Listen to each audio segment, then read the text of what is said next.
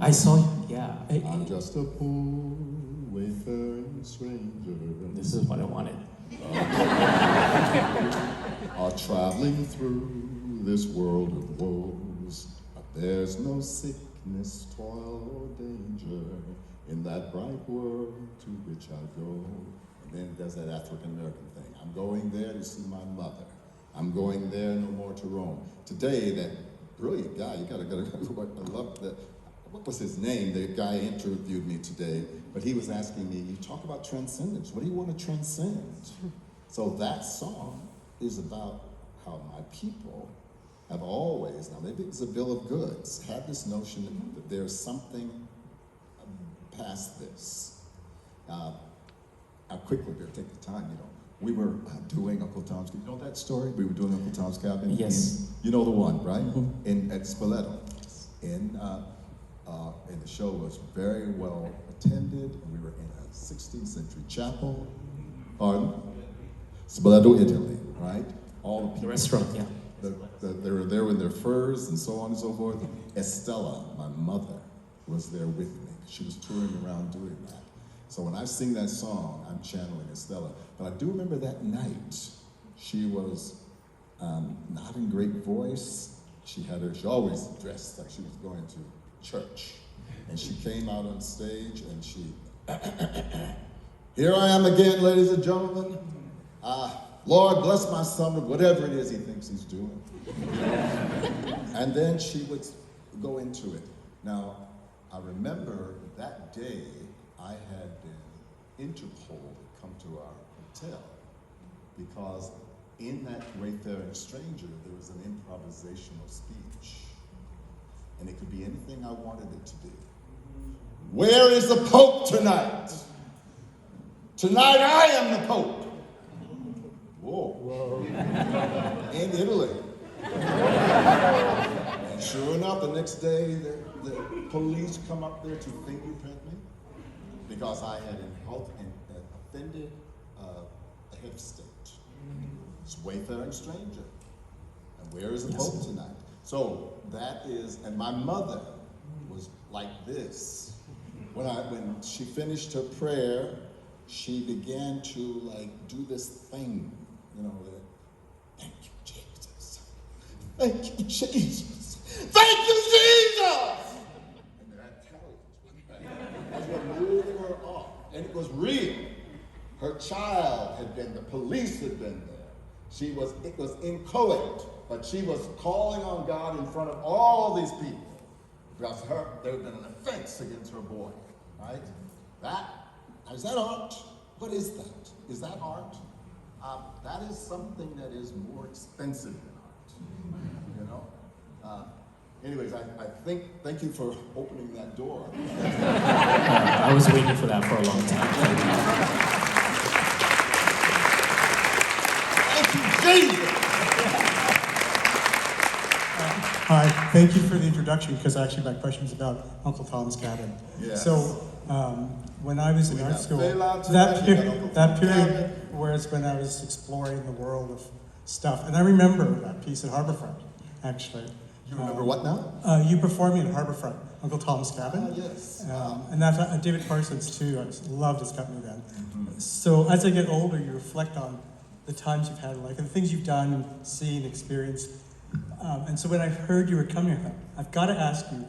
I remember it was impressive and moving, but I also remember, and I want you to kind of describe it a bit. The company was very, very mixed in body shape at that time. Is that? The company was what now? Very like there was a lot of difference in body shapes. Oh, really? So, Larry Goldberg okay, so was I do 300 remember that pounds, accurately. yeah. Okay. Yeah. So it's just more from thinking about my experiences, your reflection of that time.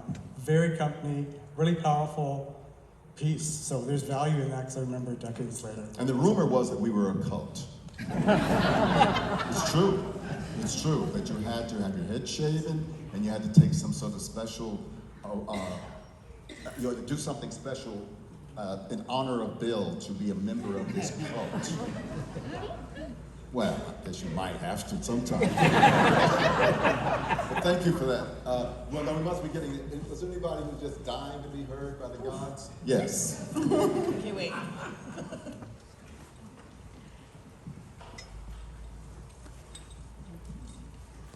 Mr. Jones, what would you have words for dancers like myself in midlife who are entering the calling, the pull, to create, if blessed, with the longevity that you had? Because as a dancer, you know, balancing all of the limited beliefs on what an aging body should or shouldn't do. You look like such a baby. Okay, so you're asking about it. Yeah, because they're aging body. Well, not even just like aging body, but it's like, for example, even as a female and a person of color, as a re-emerging artist, as a dancer and visual artist, there's still a voice in my mind saying, "You're nuts." But the calling is greater than the limiting beliefs. And so how have you been able to navigate, maybe you didn't plan to be around this long and to have such a legacy, which I know you so humbly can't even define, even though, you know, we're all here to like just even hear you speak. Yes, right. So how would you say to dancers who have the calling to create with longevity, to be brave in that pocket? You're sort of doing it, aren't you? I'm doing it, but at the same time, it's like creating, but there's a fog in front, but you know you just have to create, but you don't, like, you just hope that you just, Yeah. it will burst itself and burst itself. Yeah, you know, how did Davis used to say, old age is not for sissies. Yeah. You know, that's one answer to it. This was a woman who had double mastectomy and had been, you know, was still hanging in there, but she believed in something, you know. What would I say to them? I mean, I can forgive a lot if I know what you love.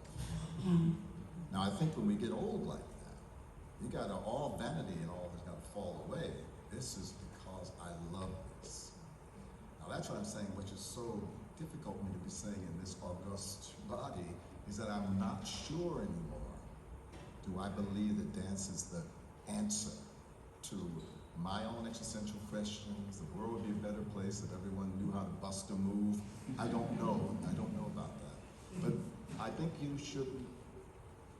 One thing I used to say to very young dancers, they'd say to me, well, I don't know if I'm good enough, or choreographers, you know. You got to, the world does not need another hungry artist. But you, as an artist, should say, excuse me, fuck the world. I need to do this. Yeah. Now, where is it going to be done? What community center? What stage? And who is going to pay for it to be done? Those are different questions. So you're asking me about the feel-good, the Isadora Duncan of it. But with it, my understanding of it, I can't talk about dance now without talking about the business of dance. And I don't think that's what you're talking about. Well, that is part of the work too that I'm navigating is, so there's the business of the dance. No, there is business of it. There is the business, You want to go somewhere and be paid to do what you do. yes, And you want to do it in an aging body. yes. In a world where they can choose to see people, remember what used to be 32, 40 turns? And now Yeah. they give you That's not happening now. 132. And then they can stand on their head at the end of it, and if you watch Instagram. Yeah, so there's a lot that all bets are off right now. But the thing that's got to be true is that the person up there, even if it's outside the street corner, is convinced. Is convinced. Now you have a light around you. Good, if you can keep that. But what about the days when you don't have it? Oh, and they come, don't they? What about the days when you feel foolish? They come. What is your secret weapon? How do you bounce back up? Another anecdote. The week before Allen Ginsberg died, or 2 weeks before, I'd been invited to be on a shared program. It was called Robert Sherman, the Buddhist, that house.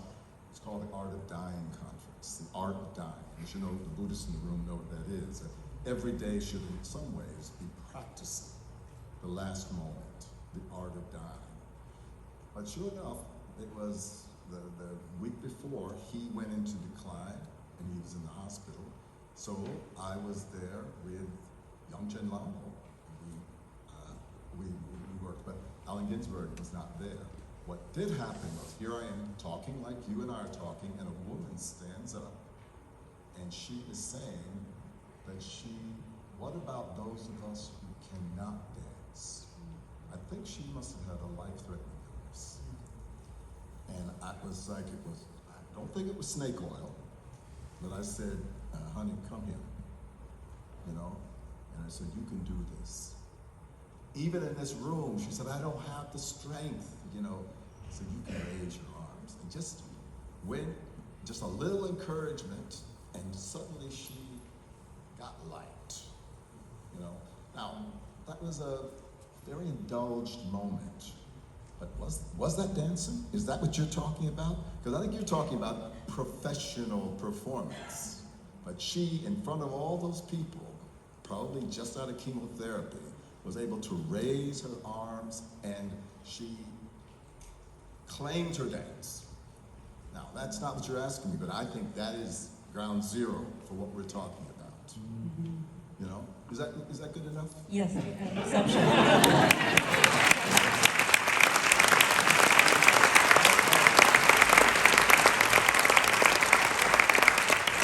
One more.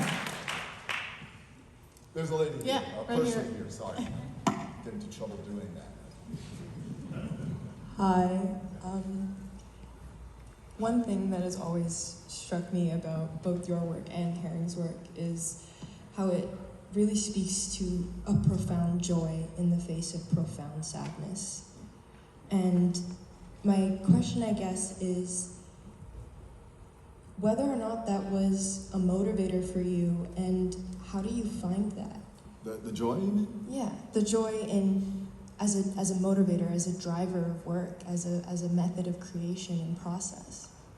You know, you gotta realize I grew up with people, we were potato pickers living in a German-Italian community, and we were there as a labor force. We could not live in the town, so we were out in the countryside. We had a jukebox in the living room. The people work all week. 100 pounds a bag of potatoes, 12 cents. That's what they paid, 12 cents. That was good money. That's what these people were doing. But on the weekend, man, that jukebox, people would like throw down. That's the first dancing I ever saw. People who were the lowest of the low, claiming something that belonged to them, and it was called dance, right? Now that I saw, but now what does it mean when you understand Martha Graham, Merce Cunningham, Alvin Ailey, professional dance? Somehow I think that's where this, and yes, I am making a rude gesture. I think there's something in that where the belligerence came. And the belligerence is part of this joy you're talking about. I think Keith had belligerence. I think we both did. Like, you're watching me get my ass painted today. Right? You know, shameless, right? But I'm saying you have to be a bit shameless, if that's what you're asking, to find your joy. Now, this is a person, my husband knows, I have been through hell and back the last few weeks. Literally, major emotional turmoil. You know, major freaking people out around me because of erratic anger. So, thank you for calling me full of love and joy. But I'm giving you something. Your pronouns, she? Yeah. Pardon? They, them. Well, okay, then I don't know how to say my sister then. This is a problem. Sister works. I've never known. I'm not even your sister. I don't know what translates. There's a whole thing with the African American vernacular that I love, my brothers and my sisters. But now people are saying, no, I'm not your brother and I'm not your sister. Well, my person then. I'm trying to talk to you honestly about that. Where is that joy? And how do you find that joy?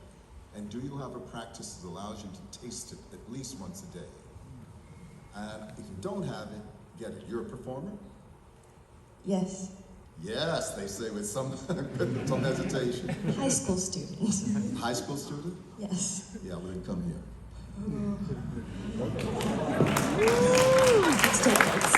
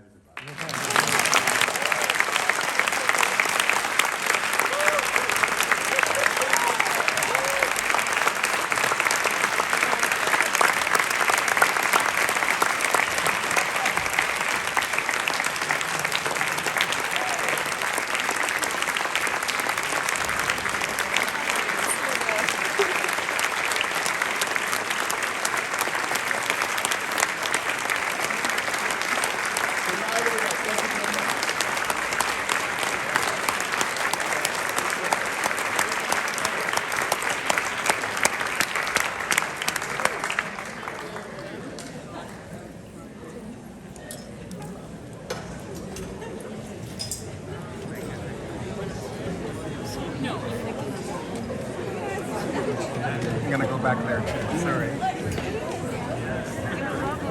This video will travel.